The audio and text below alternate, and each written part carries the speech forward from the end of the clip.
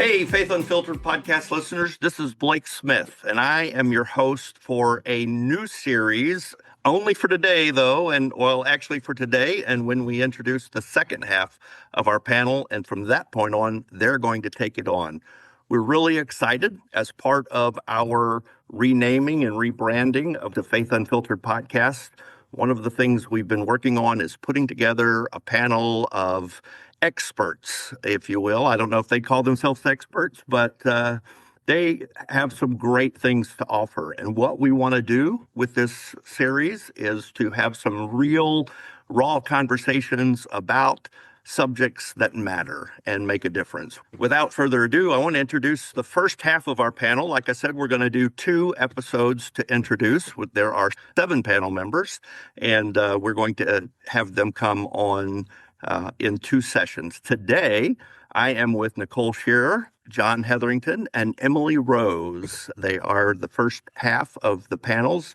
And when we get to the interviews and the episodes that they'll be doing for Brewed Awakenings, they'll be mixing and matching over time based on their passions. But first, I want to start by letting them just introduce themselves and tell you just a brief bit about them, and then we're going to talk more about why they're here. So, Nicole, how about you get us started? Sounds great. Thanks, Blake. My name's Nicole Shearer. I'm a junior here at Graceland University. I am majoring in English and history, and I also have minors in women's gender, sexuality, and critical race and ethnic studies. So I'm really interested in kind of looking at marginalized and figuring out how we can make sure everyone has a voice. So that's why I was really interested in this podcast. I grew up in Community of Christ. I went to church every Sunday, but I think probably the most impactful moments of my church experience have been at camps, youth camps, and reunion. I think the community and Community of Christ is really important to me. But above all, I think that as I'm getting older, I'm officially 20 now, I'm realizing that I actually have to start putting in some of the work for the church. It doesn't all just happen. So that's why I've been more interested in getting involved. All right, great. Thanks, Nicole. How about you, John? Where are you from? Tell us just a little bit about yourself. I'm John Hetherington. I'm from Oregon. I am a former Graceland religion major and somebody that's just always been passionate about the connection between faith and theology and social justice. And I think that the church, that should be a central focus of the church and something that I've always really been very vocal about. So I'm excited to be part of these discussions. That's great. And for our listeners, I would just say that John has some real interesting stories and meetups with celebs. So if you want to know anything about Beyonce, I don't hate to drop names or anything, but if you want to know, I understand John has met her personally. So anyway, thanks, John. It's good to have you. How about you, Emily? Hi, friends. My name is Emily Rose, and I live in Independence, Missouri, and I work as a peace and justice minister for Community of Christ. I actually support the Sierra Pacific Mission Center, so Northern California. The main focus of my work is every year planning our annual Redwoods Peace Colloquy, and I feel really lucky to do that work. My job is to connect Community of Christ folks with nonprofits and organizers and justice seekers doing really good work outside of us so that we can join them and learn from them and build relationships. So I'm excited to add to that by having really important conversations about topics that call us to do justice work from a position of faith. So I'm excited. Great. Thanks, Emily. And I got the great joy of being able to attend the Redwoods Peace Colloquy this last year. So that was a really incredible experience. So any of our listeners who haven't had an opportunity to be a part of that, I think there's going to be a different event next year for youth, but after that, keep an eye out for the Redwoods Peace Colloquy. And who knows what might come from Nicole as she finishes up her time at Graceland, but I'm just excited to have all 3 of you agree to be a on this panel and to be a part of these discussions.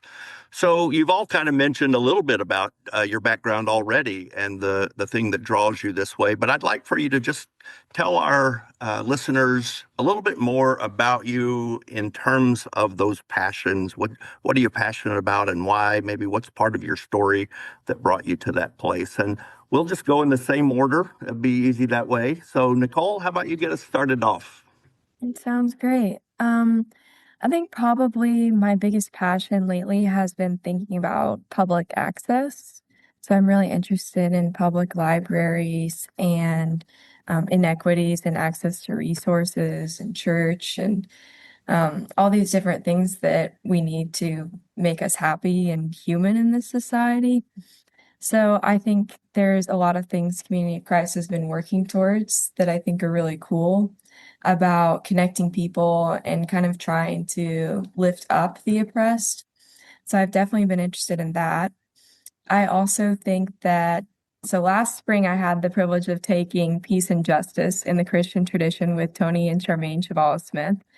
And that was just such an educational experience for me because I kind of got to see how theology cannot just restore my soul, but I can implement it into other sides of society. And I thought that that more logical, tangible way of looking at it was really interesting. So I think I'm hoping from this podcast to hear about how others who are further along in their journey have already done those things. Maybe that'll help inspire me for how I can implement it in my journey. That's great. Can you give us an example when you're talking about access to public resources and that kind of thing, an example of where there's a blockade to that so our listeners kind of get a sense of that? Yeah. I think one thing I'll go with libraries, for example, is like, so for some people, libraries might be the only place they can go to have a warm place on a cold winter day. But libraries the funding's being cut. It's harder and harder to get resources, get funding for those institutions. So these places where say somebody just needs a warm place to be on a winter day is not accessible anymore. And that's not to mention like the book bannings and the higher regulations and the cut of information. Like for the Smithsonian, for example, a lot of their exhibits that talk about maybe the Black community in the United States have started to be blocked. And I think that's access to that information and that heritage is really important. So that's really helpful because I think, when we hear access, I think about physical access, getting in and out of the buildings, which you mentioned is an issue, but not one that I think our average citizen thinks about we take for granted that we can get into a library and go get a book or a video or whatever that we want to get. But having a safe space to be on a cold day is also important. So, and then the resources, the types of things that are being taken away from our knowledge base is also a big piece. So thank you very much. And we're looking forward to all that you will bring to the panel.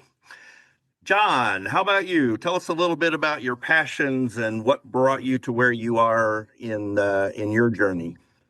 Well, it's very interesting that Nicole brought up access because that's kind of a central thing in my life. I am physically disabled and a lifelong wheelchair user. And as you mentioned, I've had some incredible experiences with people like Beyonce, but those encounters have all actually kind of centered around accessibility and the way that society views and understands and interacts with disabled people.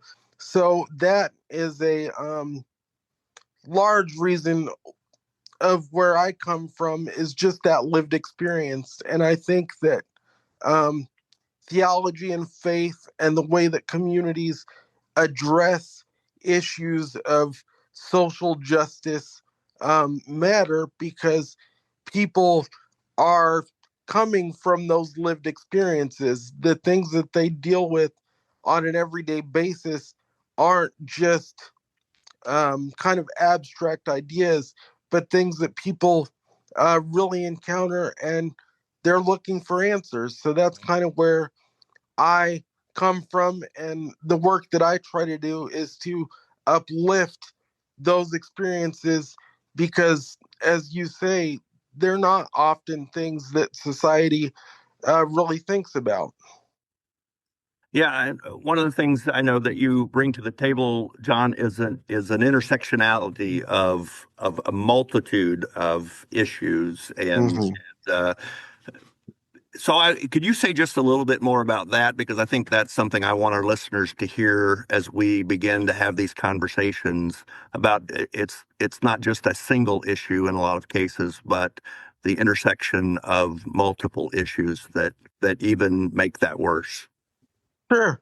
I exist at the intersections of a Black male in America, as an openly queer person, and as a disabled person. And there is an intersection in the way that society interacts with me on a daily basis, the ways that, for example, access into a building or something. There are issues that I have to think about daily about getting into spaces that most people do take for granted, that they don't even think about.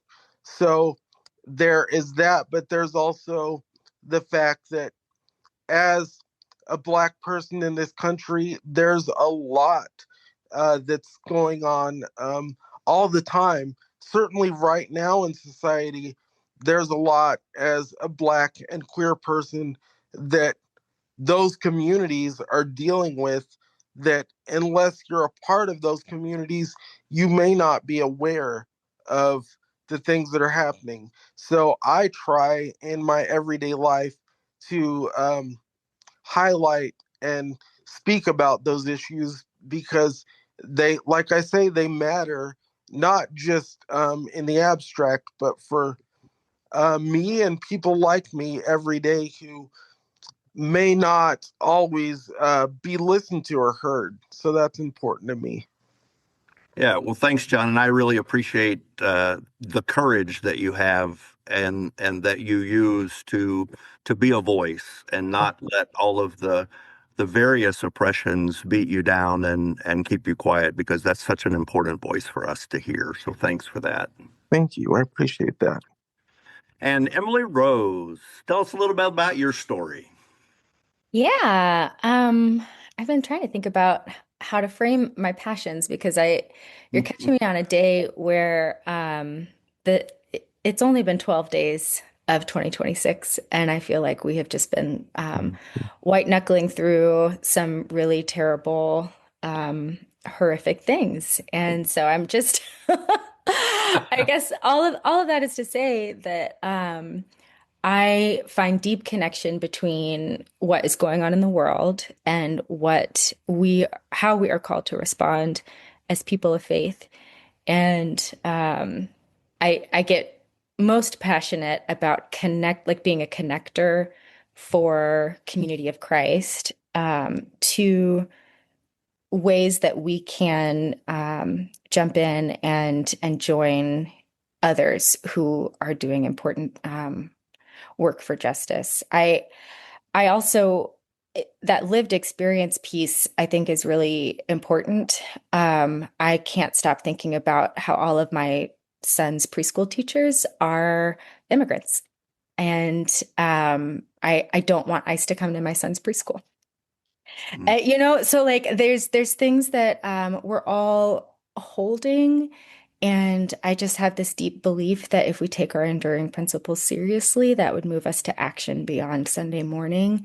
And that's what I'm passionate about, is how we can have conversations about what that looks like. Well, thank you, Emily. And I know that you have done such an amazing job in lifting up those conversations and making them possible. Like we've already talked about the Redwoods Peace Colloquy on the issues with the unhoused and those in need of affordable housing. There were just so many different perspectives that were brought to that colloquy. So Yeah, yeah. very, very eye-opening. And I hope you, our listeners, will through these panel discussions, begin to see the depth of perspectives that there are and how easily it is for us to just completely overlook what seem to be very simple issues and not be able to see the complexity of them, especially as we deal with intersectionality and things that we think in our often privileged world we can brush aside, but they are affecting us in the long run because they are affecting our community. And we in Community of Christ, of course, believe in the worth of all persons and believe that in their welfare resides our welfare. So I am just so excited to have the three of you and to get together with the rest of our team for our next episode as well. Anything you guys want to add before we close out? And maybe something that you hope will be one of the first conversations that we have as a panel? I think I'd really like to hear more about Emily's putting the enduring principles into action idea, because that's something that really resonated with me when you said it. And I think as a young adult in the church, and I know a lot of my friends here at Graceland, we kind of share that same like horror about what's going on, but we have a lot of conversations where we're like, I just don't know what to do about it. What can I do? Because for a lot of us, this is all we've ever known, basically. So we're like, what does a better world look like moving forward, and how can I be part of it? So I'm really excited to hear more about your take on that. Yeah. Yeah. And I think, that worth of all persons enduring principle really calls us to many different topics that can lead us in lots of different ways. I do hope that one of our early episodes is about how we can protect our neighbors, particularly from ICE. But I think it would be important for congregations to have a plan in place, and for you to just Google Rapid Response Network and the name of your city and see who's already doing things that we can join as people of faith. But that's what's on my mind and heart, and I hope that we are able to discuss that soon. John, you got anything you want to add? I would just agree. I think that's I think Emily's right. I think that's one of the many pressing issues right now, especially, I don't know if anyone else has heard, but I heard this morning that apparently those door-to-door I guess raids or questioning that ICE is doing has already started, that I was reading this morning. So I think that's a really pressing issue that I think we should definitely get into. Yeah. All right. Well, I don't think there will be any limitation to the number of topics that come forward. Just a look in our daily news will provide us with plenty of talking points. So Absolutely. again, thank you guys for taking this time to with us, and thank you for your yes to Brewed Awakenings, this new series, and we can't wait to see what comes out of that. I want to thank our listeners for being with us today. You have been listening to an introduction to half of our panel for the new Brewed Awakening series. We'll actually have a couple of different elements to the Brewed Awakening series, but this is one of the most prominent that we will have. And so we're glad you've joined us. We hope you're looking forward to those conversations, and we would invite you to put comments in the comment section to let us know if there's things that you would like to hear the group talk about. Until next time, we thank you again for being with us, and we hope that you have a great day. In the meantime, think about how you can be a blessing to others. Take care.